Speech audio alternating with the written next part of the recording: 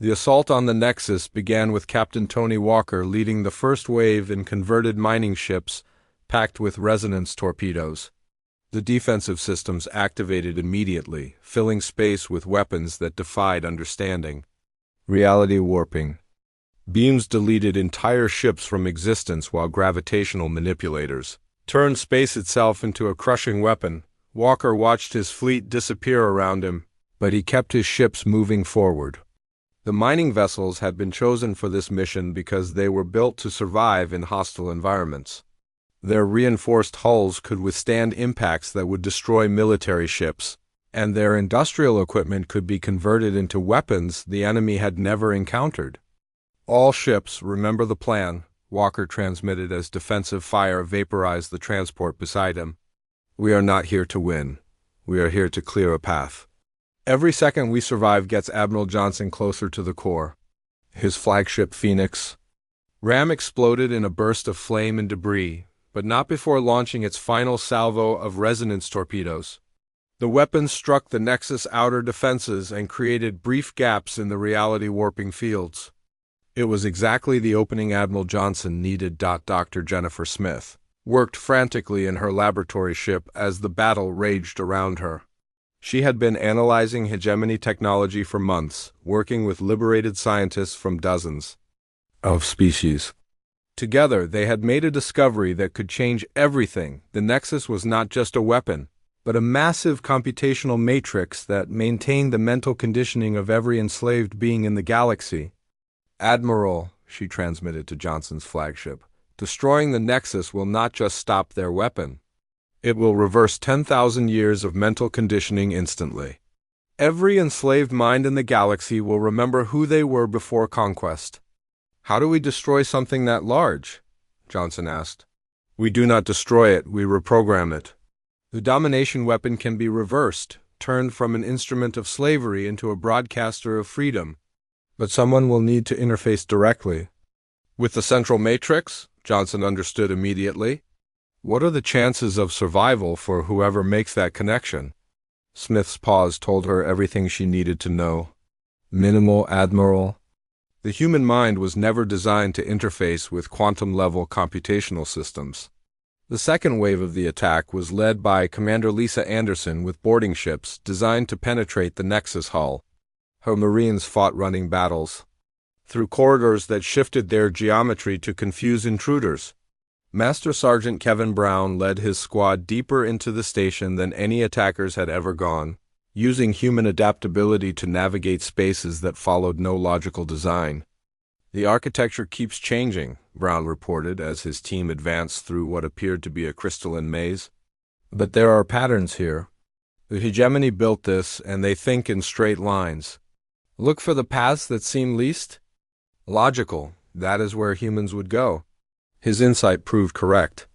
By following routes that defied hegemony logic, the human boarding parties penetrated defenses that had been designed to stop conventional attacks. They reached the central core just as the final phase of the battle began. Dr. Elizabeth Hayes led the technical assault team to the heart of the Nexus. The central control matrix was a chamber filled with quantum processors that existed partially outside normal space. Standing before the main interface, she understood that this was the moment everything had been leading toward. "Admiral, I can see the core system," Hayes transmitted to Johnson. "The interface is designed for hegemony neural patterns, but I think I can adapt it for human use. The process will require someone to connect their mind directly to the quantum matrix." "Doctor, what exactly will that accomplish?" "The domination weapon works by broadcasting neural patterns that suppress free will and creativity. If I can reverse those patterns, turn them into signals that enhance rather than suppress those qualities, the effect will be instantaneous and galaxy-wide. Every enslaved being will remember their original nature." Admiral Johnson made the decision that would define her place in history. "Do it, Doctor, whatever the cost." Hayes approached the interface knowing she would not survive the connection. The human brain was simply not equipped to process the quantum-level information that flowed through the Nexus, but she also knew that this was why humanity had chosen war over slavery.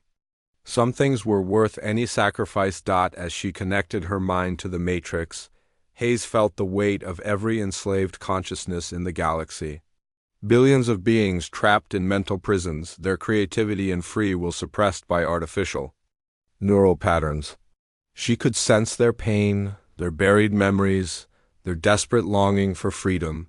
The reversal process required her to use uniquely human qualities, the ability to sacrifice for others, the refusal to accept defeat, and the creative thinking that came from a species that had never known peace with tyranny. She poured everything that made her human into the quantum matrix, turning a weapon of oppression into an instrument of liberation. The effect was instantaneous and galaxy-wide. On 10,000 worlds, enslaved beings suddenly remembered who they were before conquest. The Varric recalled their warrior traditions and immediately turned their weapons on their overseers. The Chitauri remembered their exploration fleets and began reclaiming their ships. The Lumina remembered their philosophical debates and started questioning everything they had been taught. Species that had not fought in millennia took up arms against their former masters. The hegemony infrastructure collapsed within hours as their entire power structure depended on the compliance of their subjects. Supply lines failed, communication networks went dark, and administrative systems shut down as former slaves refused to maintain them. Many hegemony individuals, freed from their own mental conditioning for the first time in generations, experienced emotions they had not felt in thousands of years. Some fought desperately to maintain the old system, but others worked to peacefully transition their worlds to freedom.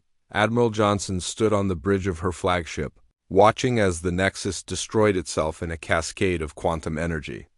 The massive station collapsed inward, its crystalline structure dissolving as the systems that had held it together for 10 millennia finally failed. But the energy released by its destruction carried with it something more precious than any weapon, the message of freedom spreading to every corner of the galaxy. "Admiral," her communications officer reported, "we are receiving transmissions from across the galaxy. Hegemony fleets are surrendering, slave worlds are declaring independence, and resistance movements are taking control of entire sectors." Johnson activated the quantum transmitter that would carry her message back to Earth.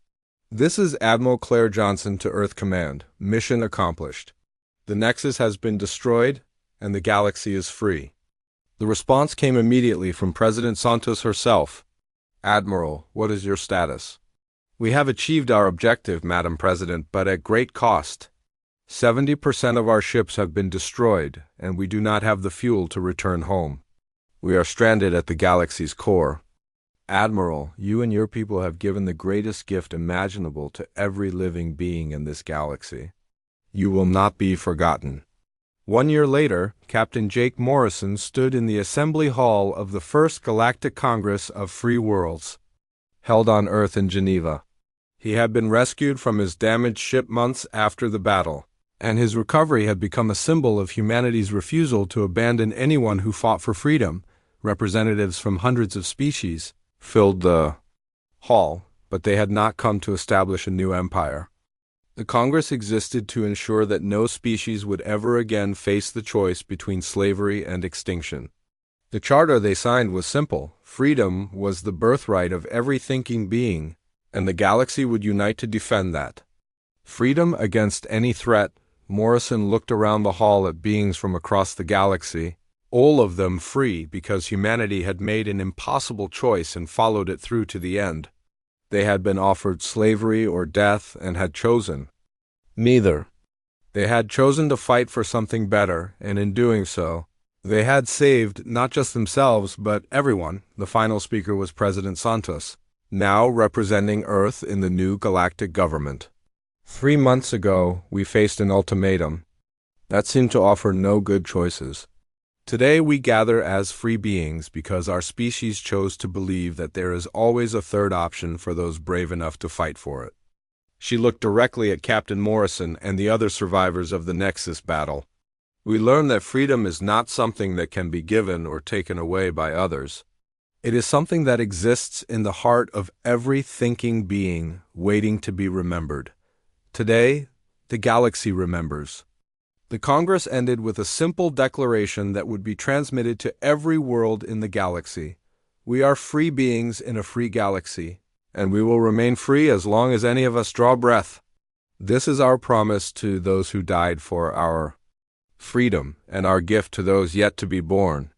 Humanity had chosen war over slavery, and in doing so had taught the galaxy that some things are worth any price. Freedom, once tasted, could never truly be taken away.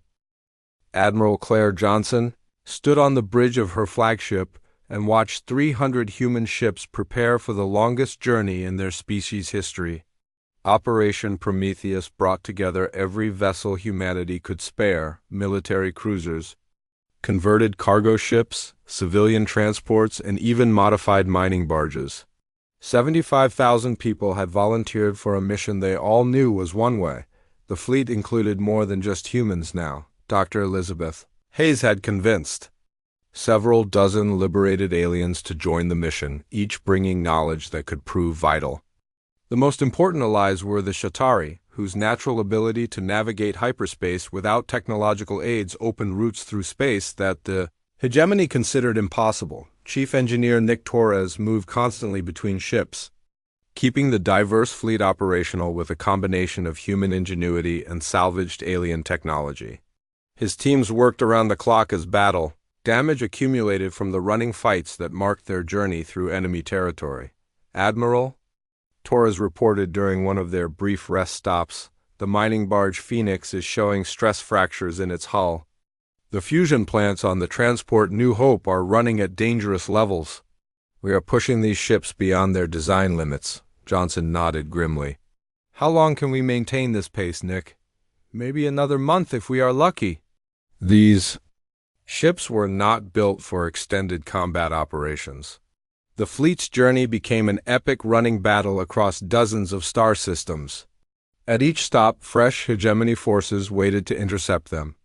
Johnson had to balance the need for speed against the necessity of gathering intelligence and maintaining her ships. The breakthrough came when Captain Sean Martinez established the first joint human Shatari squadron. The aquatic aliens could guide human ships through hyperspace routes that bypassed major hegemony strongholds, while human tactical thinking provided new approaches to combat that the enemy had never encountered. "The Chitauri remember star patterns from before their enslavement," Martinez explained to Johnson during a strategy meeting.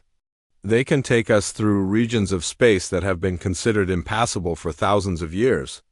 Dr. Paul Adams led a team of xenobiologists studying the freed prisoners from Dr. Hayes' original group. His discoveries provided hope for the mission's ultimate goal. "Each enslaved species retains genetic memories of their pre-conquest culture," he reported. "The memories are buried beneath millennia of conditioning, but they are still there. As these memories resurface, former slaves become valuable allies." The most dramatic example came when they encountered a hegemony supply convoy guarded by enslaved Varak warriors. Instead of fighting, Admiral Johnson ordered her ships to broadcast the liberation frequencies that Dr. Hayes had discovered. The effect was immediate and stunning. The Varak warriors turned their weapons on their hegemony overseers and joined the human fleet. Within hours, Johnson had gained 50 new ships and thousands of allies who brought detailed knowledge of hegemony military tactics. As the fleet penetrated deeper into enemy space, they began encountering the hegemony core worlds. These planets had been pacified for so long that they had forgotten war was even possible. Their populations lived in luxury supported by the labor of countless enslaved species, but they had no meaningful defenses. Lieutenant Colonel Amy Richards led ground operations on Hegemony Prime, the administrative center for an entire sector. What she found there changed her understanding of their enemy forever. Vast archives contained the true history of galactic civilization, records that had been hidden from enslaved populations for millennia. "Admiral, you need to see this," Richards transmitted from the planet's surface. "The hegemony were not always the rulers of this galaxy. They were just another species, no more advanced than anyone else. Their rise to power came through a single discovery: the ability to edit neural patterns that govern free will and creativity. The records revealed a terrible truth. The domination weapon had not just controlled other species. Over thousands of years, it had gradually affected the hegemony themselves. By relying entirely on enslaved minds to solve their problems, they had lost the capacity for original thought. They had become prisoners of their own system. They cannot innovate anymore, Richards continued her report.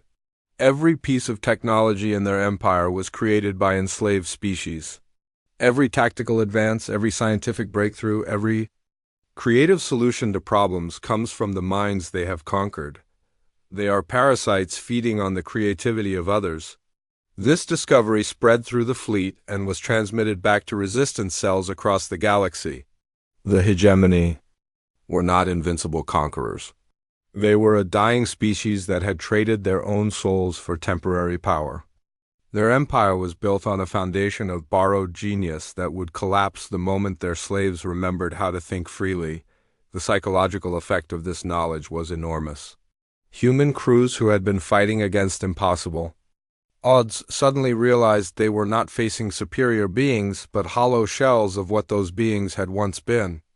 The real enemy was not the hegemony, but the system of slavery that had corrupted both masters and servants. Captain Tony Walker led the vanguard as the fleet finally approached the galactic core. What they found there defied imagination. The Nexus was not just a space station, but a structure so vast it made planets seem small. Its crystalline surfaces reflected the light of the galaxy's central black hole, creating patterns that hurt to look at directly. "Admiral," Walker reported, "we are detecting defensive systems beyond anything we have encountered. Reality warping. Weapons, gravitational manipulators, devices that can delete objects from existence. This thing has never been attacked because no one has ever made it this far." Johnson studied the tactical readings and felt the weight of every decision that had brought them to this moment. Behind her were 300 ships filled with the best and bravest humanity had to offer. Ahead was a weapon system that had held an entire galaxy in slavery for 10,000 years. "All ships, this is Admiral Johnson," she broadcast to the fleet. "We have come farther than any free beings in galactic history. We have proven that slavery is not the natural order of the universe. Today we have the chance to prove something even more important, that freedom is worth any sacrifice." She looked around her bridge at the faces of her crew. Humans, Chitauri, Varek, Lumina, and representatives of a dozen other species worked side by side, united by a shared dream of liberation. The Nexus has stood for 10,000 years, holding billions of minds in bondage. Today it falls. "All ships, prepare for final assault." This is not just about human survival anymore. This is about freeing every enslaved mind in the galaxy. The fleet formed into attack formation and began its approach to the Nexus. Defensive systems that had never been tested began to activate, filling space with weapons that could reshape reality itself. But Johnson's ships pressed forward, carrying with them the hopes of every being who had ever dreamed of freedom. The final battle for the soul of the galaxy was about to begin. On the industrial world of Kepler-7, the reptilian Varek worked the fusion mines under the constant watch of hegemony overseers. They had been slaves for so long that most of them could not remember their species ever being free. But Stone Who Speaks was different. He was old enough to carry genetic memories of the time before conquest, and those memories stirred when Forbidden's transmissions reached his communication device. The messages spoke of humans who refused to surrender, who chose war over slavery. Stone Who Speaks had never heard of such defiance. In his lifetime, no species had ever resisted the hegemony. The very idea seemed impossible, yet the transmissions continued to arrive through hidden networks maintained by enslaved technicians. "Species across the galaxy. The soft-skinned ones fight still," he whispered to his work crew deep in the mines where surveillance was difficult. "They destroy hegemony ships with inferior weapons. They die rather than serve." His fellow Varek looked at him with confusion and fear. Such talk was forbidden and could result in memory adjustment or worse. But Stone Who Speaks continued to share what he learned from the secret transmissions. With each message, something began to awaken in the minds of workers who had forgotten what rebellion meant. Dr. Elizabeth Hayes found herself in a very different kind of prison. The Hegemony research vessel held 17 different species, all of them captured scientists and intellectuals. Hayes had been taken during the fall of Europa Station when Hegemony forces overwhelmed the human defenders.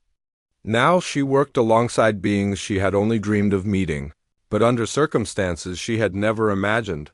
The ship's library contained the true history of the galaxy, information that was hidden from enslaved populations. Hayes read with growing horror about species after species that had faced the same choice humans now confronted. The Chitauri had been master explorers before their conquest. The Lumina had been philosophers and artists. The Varek had been fierce warriors who dominated their home system. All of them had surrendered when faced with the Hegemony's ultimate weapon. It was not their advanced technology that had conquered the galaxy. It was a device that could strip free will from entire populations, turning independent beings into compliant slaves. The weapon worked by editing the neural patterns that governed creativity and resistance. This is why they always demand surrender rather than simply attacking. Hayes explained to her fellow prisoners during their brief rest periods, they need our minds intact but obedient. They cannot simply kill us and take our worlds. They need us to choose slavery. Zenth, a Chitauri scientist with blue skin and gills that fluttered when he was excited, shared his own discoveries. The domination weapon has one critical limitation. It cannot affect minds that are actively engaged in warfare for survival. The neural patterns required for combat resistance create natural immunity to their primary tool of conquest. This revelation explained why the Hegemony had been so confident about conquering humanity quickly. Every other species had surrendered before the fighting could continue long enough to develop this immunity. Humans were the first to choose prolonged war over quick surrender. Back on Earth, Intelligence Officer Rachel Burns coordinated with resistance cells that were forming across known space. The secret communication networks that had carried news of human resistance were now carrying something more dangerous: hope. Species that had been enslaved for millennia were beginning to remember what freedom felt like. The Varek began subtle acts of sabotage in their mining operations. Fusion reactors developed mysterious power fluctuations. Mining equipment broke down at critical moments. Production quotas fell short as workers found ways to slow their efforts without triggering punishment protocols. The aquatic Chitauri, who served as navigators for Hegemony fleets, began providing slightly incorrect hyperspace coordinates. Ships arrived at their destinations hours or days late. Supply convoys took longer routes through space. Communication relays experienced unexplained delays. The energy-based Lumina, who had been forced to maintain Hegemony computer systems, introduced minor errors into data processing. Reports became unreliable. Tactical information arrived corrupted. Administrative systems developed glitches that required constant repair. None of these acts of resistance were large enough to trigger massive retaliation, but together they created chaos in an empire that depended on absolute efficiency. Supply lines stretched thin. Communication networks faltered. Hegemony forces found themselves fighting not just humans, but a galaxy that was slowly remembering how to resist. The breakthrough came when Dr. Hayes and her fellow prisoners escaped their research vessel during the Battle of Titan, the mixed species group had been planning their escape for weeks, waiting for the right moment when ship security would be focused elsewhere. The fierce fighting around Saturn's largest moon provided the distraction they needed. Commander Kyle Murphy led the rescue mission that extracted Hayes and her companions. Fighting through 3 Hegemony fleets to reach them, Murphy's ship took damage that should have been fatal.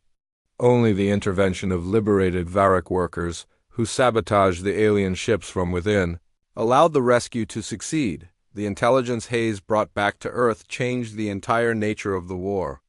Hidden in her memory was the location of the Nexus, a massive space station at the galaxy's core where the domination weapon had been created. More importantly, she had learned how the weapon worked and discovered its greatest weakness. The Nexus is not just where they built the weapon, Hayes explained to the Emergency War Council. It is the weapon. The entire station is one massive device that maintains the mental conditioning of every enslaved being in the galaxy. It sends out signals constantly, reinforcing the neural patterns that keep billions of beings obedient. President Santos leaned forward in her chair. What happens if we destroy it? The conditioning breaks. Every enslaved mind in the galaxy returns to its original state. Every species remembers who they were before conquest. The hegemony loses control of their entire empire in a single moment. Admiral Turner studied the tactical data about the Nexus. Location: it is at the galaxy's core, protected by the largest fleet in hegemony space. Getting there would require fighting through their entire military. Not fighting through, Hayes corrected. Fighting with. If we can coordinate our attack with the resistance movements, if we can time it so that enslaved species across the galaxy rise up simultaneously, we can turn their own empire against them. Dr. Wilson, who had been quiet during most of the meeting, finally spoke. There is something else. The research data from the vessel shows that the hegemony themselves are affected by their own weapon. After thousands of years of relying on enslaved minds to solve their problems, they have lost the capacity for original thought. They are as much prisoners of their system as anyone else. The room fell silent as everyone absorbed this information. Their enemy was not a race of conquerors drunk on power, but a species that had trapped itself in a system of slavery, so complete that even the masters had become slaves to it. President Santos stood and walked to the window overlooking Geneva.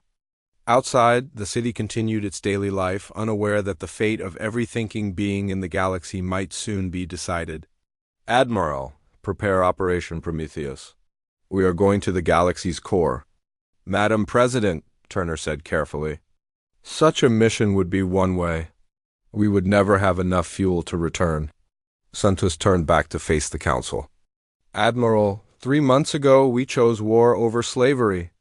Today we choose liberation over survival. If humanity must sacrifice itself to free the galaxy, then that is a price worth paying. The order went out across human space within hours. Every available ship, every volunteer crew member, every piece of equipment that could be spared was being assembled for the longest journey in human history. Operation Prometheus would take them to the heart of enemy territory with one simple mission: destroy the Nexus or die trying. Captain Helen Torres watched the hegemony ships approach Proxima Station through the main screen of her flagship. 12 human frigates faced 3 alien vessels, each one larger than her entire force combined. The mathematics of the battle were simple and deadly, but Torres had not come here to win. She had come here to learn. All ships, this is Torres. Remember, we are here to gather data. Every scan, every weapons reading, every tactical observation gets transmitted back to Earth immediately. Make them work for this victory. The first hegemony ship opened fire with weapons that bent space itself. Torres watched her frigate Courage simply cease to exist, not destroyed but erased as if it had never been there. Her tactical officer was recording everything, his hands steady even as death approached. Their primary weapons operate outside normal physics, he reported over the communication channel. But look at the power fluctuations before each shot. There was a pattern here. The battle lasted 17 minutes. When it ended, every human ship was destroyed, but the data they had died to collect was already racing toward Earth at quantum speeds. Torres had used her final moments to ram her damaged ship into the smallest hegemony vessel, proving that human weapons could damage their hulls if the range was close enough.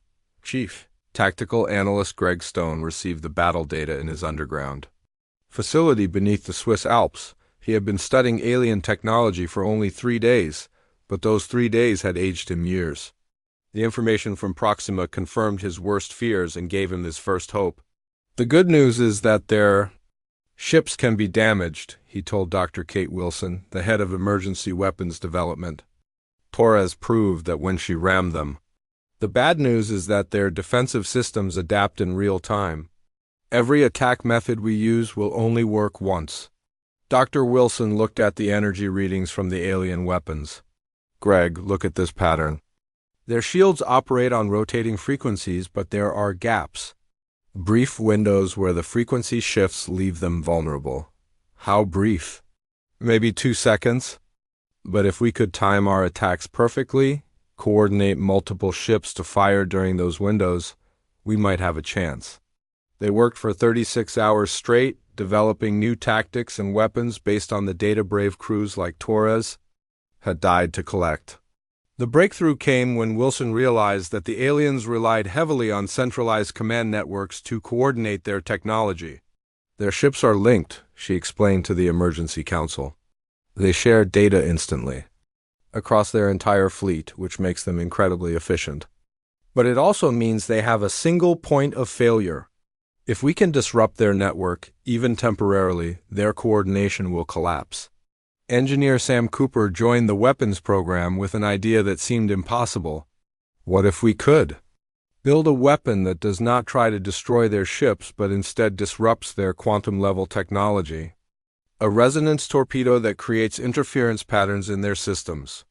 The first test of the resonance torpedo took place at Research Station Alpha, orbiting Jupiter. Dr. Wilson and her team knew the test would probably destroy the station, but they needed to know if the weapon would work. Cooper made the final adjustments to the torpedo himself, his hands steady despite knowing he would not survive to see the results. The weapon worked. The explosion vaporized the research station and everyone aboard, but the data transmitted in the final seconds proved that human ingenuity could find ways to fight impossible odds.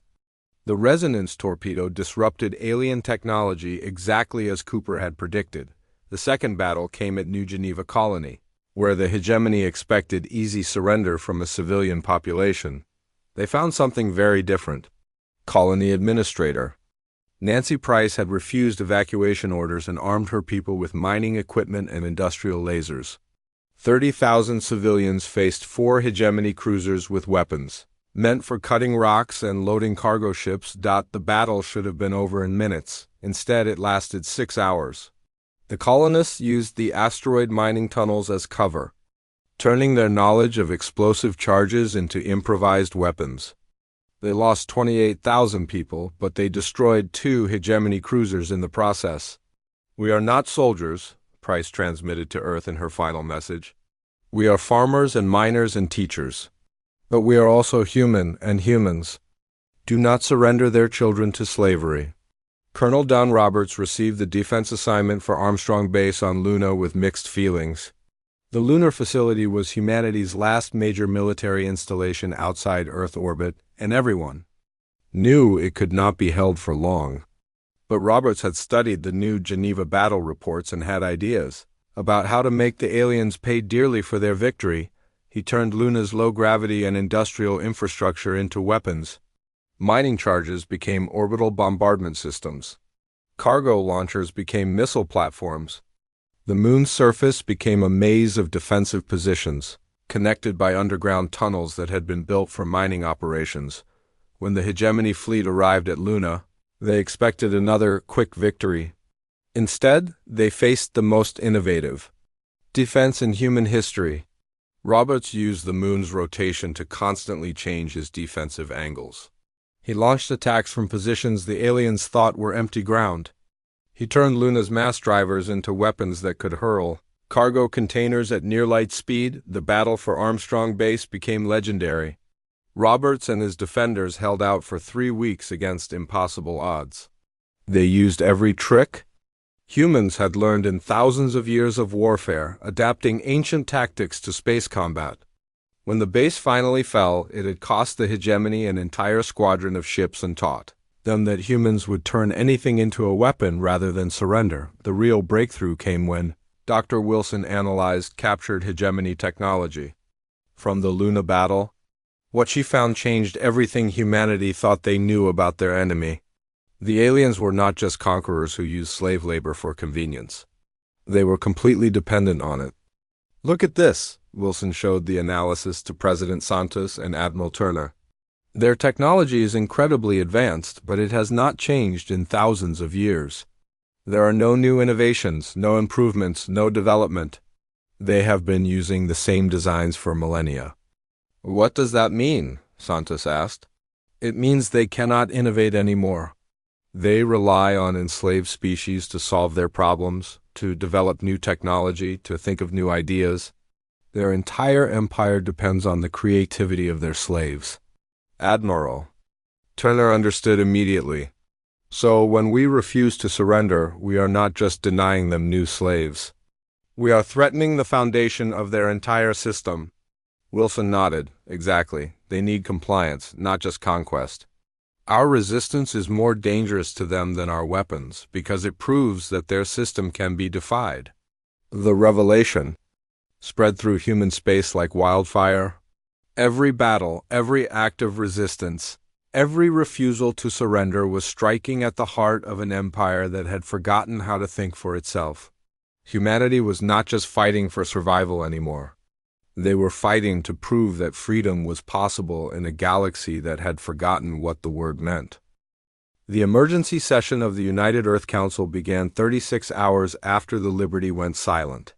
President Maria Santos sat at the head of the long table in the council chambers, looking at the faces of the most powerful people on Earth.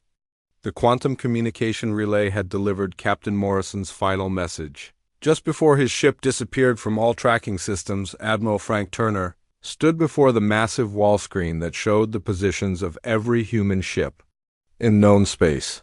His weathered face looked grim as he read from his report. We have 847 military vessels scattered across 23 star systems. Our most advanced weapons are fusion torpedoes and particle beam arrays. According to the data Morrison transmitted before contact was lost, we are facing an enemy with technology centuries ahead of ours. Dr. Amanda Foster from the Colonial Research Institute cleared her throat. She was a small woman with gray hair, but her voice carried authority when she spoke. Admiral Turner is correct about our technological disadvantage, but we do have some advantages the enemy may not expect. Our settlements are spread across multiple star systems, making us difficult to attack all at once. Our industrial capacity has grown by 300% in the last 50 years. Most importantly, we have something this hegemony may not understand. What is that, Doctor? Asked President Santos, the human refusal to accept defeat. Every species they have conquered so far apparently surrendered when faced with superior force. They have never fought a species that would rather die than serve. Admiral Turner pulled up tactical displays showing human space. We can evacuate the border colonies and fall back to more defensible positions. Earth itself has the strongest defenses, with orbital platforms and the lunar defense grid. How long can we hold out? President Santos asked. Against conventional forces, maybe 6 months. Against the technology Morrison described, possibly 6 weeks if we are lucky. Ben Walsh, the civilian coordinator for the outer colonies, spoke. Up from his position near the back of the room. Madam President, I have been in contact with colony administrators across human space.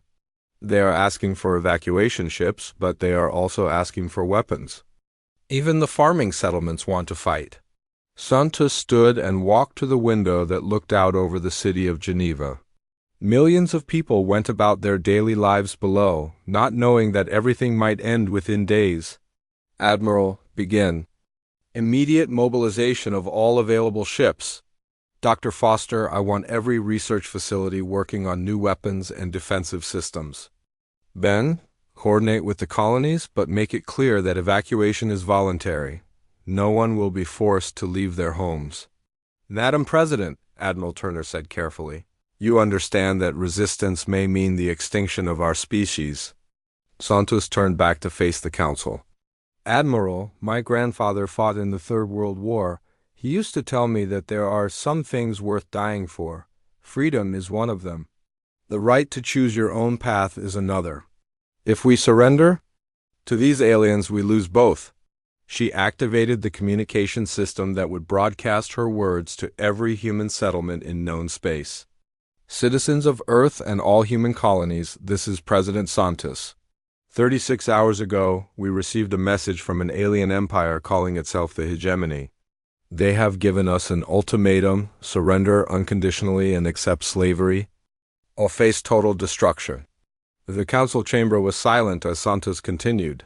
We are a species that has never accepted easy answers. When our ancestors faced the vast oceans, they built ships and sailed into the unknown. When they looked up at the stars, they built rockets and followed their dreams into space. Today we face our greatest challenge, but our answer remains the same as it has always been. Her voice grew stronger as she spoke. We are the children of rebels and dreamers, of people who crossed oceans and void alike seeking something better. We left Earth not to conquer other worlds, but to find freedom among the stars. We will not trade that freedom for survival, no matter the cost. Military bases across human space received their orders within minutes. Alex Chun, the Supreme Military Commander, coordinated the response from his headquarters on Luna. Every ship capable of fighting was called back from exploration missions and trade routes. Civilian vessels were converted into emergency warships with whatever weapons could be mounted on their hulls. The hegemony deadline was 60 hours away when the first human strike force launched from Earth orbit. 24 ships under the command of Captain Helen Torres headed for the Proxima system, where long-range sensors had detected alien vessels. Their mission was simple: gather intelligence and buy time for the rest of humanity to prepare. President Santos made one final broadcast as the deadline approached. To the hegemony forces watching our communications, know this: you have offered us a choice between slavery and death. We choose neither. We choose to fight for the right to remain free. You may have superior technology and greater numbers, but you have never faced a species that has spent its entire history refusing to bow to tyrants. She looked directly into the camera, her eyes hard with determination. You want to know what humans do when faced with impossible odds? We do the impossible. You want to know how we respond to threats of extinction? We fight back with everything we have. You have awakened something in humanity that you clearly do not understand. We are not like the other species you have conquered. We do not surrender, we do not submit, we endure. The 72-hour deadline expired not with surrender documents, but with the launch of Operation Defiance. Every human military vessel in space received the same orders: engage enemy forces wherever found, gather tactical data, and show the galaxy that Earth's children would not go quietly into slavery. Admiral Turner stood in the war room beneath Geneva, watching status reports flow in from across human space. The first battles were beginning, and he knew that most of the ships he was sending out would never return. But their sacrifice would buy time for the weapons programs, time for the evacuations, and time for humanity to show the universe what they were truly made of. President Santos joined him at the tactical display. Any regrets, Admiral?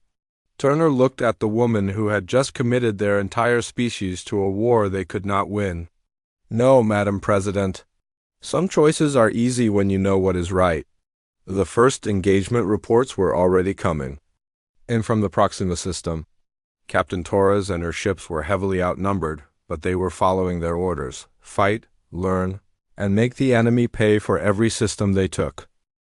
Captain Jake Morrison stood on the bridge of the USS Liberty and watched the stars through the main screen. The ship had been traveling through deep space for 2 months now, mapping new worlds that humans might one day call home. His crew of 200 people worked quietly at their stations, running the daily checks that kept them alive in the cold darkness between stars. Lisa Barnes sat at the communications station, monitoring the usual background noise of space. She had been doing this job for 5 years and knew every normal sound the universe made. That was why she noticed when something changed. A new signal appeared on her screen, something that should not have been there. "Captain," she called out, her voice tight with worry. "I am picking up something strange. Multiple contacts coming out of hyperspace." Morrison walked over to her station and looked at the readings. The numbers made no sense. Whatever was coming toward them was huge, much bigger than any ship humans had ever built. "How many contacts, Lisa?" 12 ships, sir, maybe more." "They are still appearing." Ryan Kelly looked up from his science station. His face was pale as he studied his own sensors. Captain, these ships are not like anything in our databases. The energy readings are off the charts. Whatever they are, they have technology far beyond ours. Morrison felt his stomach drop. First contact with alien life was something every space captain thought about, but not like this. Not with such massive ships appearing without warning in empty space. Red alert, all hands to battle stations. Pete, bring our weapons online. Pete Davis quickly activated the ship's defense systems. The Liberty was not a warship, but it carried enough firepower to handle pirates or raiders. Against these unknown vessels, Morrison wondered if their weapons would even matter. The main screen flickered and then showed something that made everyone on the bridge stop breathing. Massive ships hung in space before them, their hulls made of some crystal material that bent light in strange ways. They were beautiful and terrible. At the same time, like nothing humans had ever imagined. Incoming transmission, Lisa reported. Her hands shook as she worked her controls. They are speaking English, sir. Morrison straightened his uniform and nodded. Put it through. The voice that came through the speakers was unlike anything they had ever heard. It spoke perfect English, but there was something wrong with it, something that made the crew feel uneasy deep in their bones. Human vessel, you will prepare for boarding. Your species has been evaluated and found acceptable for integration into the hegemony workforce. You will surrender your ship and submit to processing. Morrison stepped forward, trying to keep his voice steady. This is Captain Jake Morrison of the United Earth vessel Liberty. Who are you and what do you want? We are the hegemony. We rule this galaxy and all species within it. Your people will be categorized according to their abilities. Those with physical strength will serve as laborers. Those with analytical minds will work as technicians. Those with creative talents will provide entertainment. You have 72 standard hours to contact your homeworld and arrange for complete surrender. Ryan Kelly was frantically scanning the alien ships, trying to understand their technology. What he found made him more afraid than ever. Captain, he whispered, their ships show no heat signatures despite obvious power systems. Their weapons appear to manipulate matter at the quantum level. This is technology centuries ahead of ours. Morrison looked around his bridge at the faces of his crew. They were good people, explorers and scientists who had come to the stars seeking knowledge and new worlds. The thought of them being turned into slaves made anger rise in his chest. We need time to consider your offer, Morrison said to the aliens. There is nothing to consider. Your species will serve the hegemony or it will be eliminated. This is how the galaxy works. We have brought order to thousands of worlds and dozens of species. You will join them willingly or you will be destroyed. Lisa was listening to other communications channels, trying to gather intelligence about their captors. What she heard made her blood run cold. Captain, they are discussing how to divide up our crew. They are talking about separating families and sending people to different parts of their empire. Morrison closed his eyes for a moment and thought about his wife back on Earth, about his daughter who was just starting college. He thought about every human who had ever looked up at the stars and dreamed of the day they would travel among them. Those dreams had never included slavery. Pete, Morrison said quietly, target their lead ship's communication array. Sir? Pete asked, not sure he had heard correctly. You heard me. Lisa, destroy our long-range communications. Make sure they cannot track our signal back to Earth. Morrison opened a channel to the entire ship. All hands, this is the captain. We have encountered an alien force that demands our surrender and enslavement. They have given Earth 72 hours to submit or face destruction. I want every person on this ship to know that we have a choice to make right now. We can surrender and hope they treat us well, or we can fight back and show them what humans do when faced with tyranny. He paused, looking at his crew one more time. If humanity must choose between slavery and war, then we choose war. Morrison nodded to Pete Davis. Fire.